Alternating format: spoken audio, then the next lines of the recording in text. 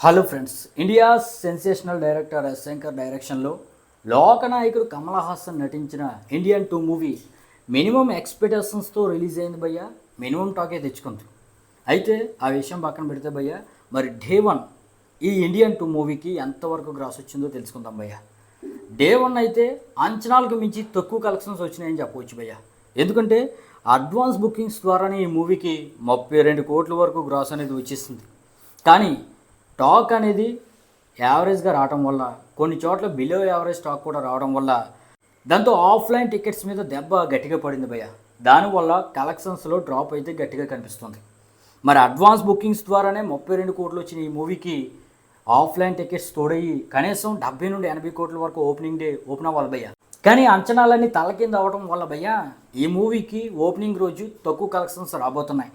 Offline tickets ద్వారా 25 నుండి 30 కోట్ల లోపు మాత్రమే రాబోతుంది. ఆ విధంగా అడ్వాన్స్ బుకింగ్స్ కలుపుకుని 55 నుండి 60 కోట్ల వరకు మాత్రమే డే 1 వచ్చే అవకాశం గట్టిగా కనిపిస్తుంది భయ్య. ఇక తమిళనాడు యొక్క టాప్ డే 1 మూవీస్ చూసుకుంటే భయ్య, లియో 148 కోట్లు రాబట్టింది, 2.0 105 కోట్లు రాబట్టింది, జైలర్ 92 కోట్లు రాబట్టింది, కబాలి 90 కోట్లు రాబట్టింది, బీస్ట్ 87 కోట్లు రాబట్టింది, పొనియన్ సెల్వన్ 82 కోట్లు రాబట్టింది.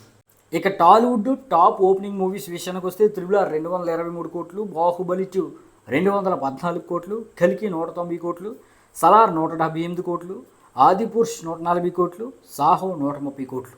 ఏ విధంగా ఉన్నాయి భయ్య. ఇక ఆ విషయం పక్కన పెడితే భయ్య, కల్కి మూవీ నిన్నటితో 15 రోజుల రన్ అనేది కంప్లీట్ చేసుకుంది.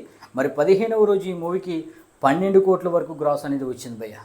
అయితే లాంగ్ రన్ భారతీయుడు వల్ల దెబ్బతింటుందని చాలామంది భావించారు భయ్య.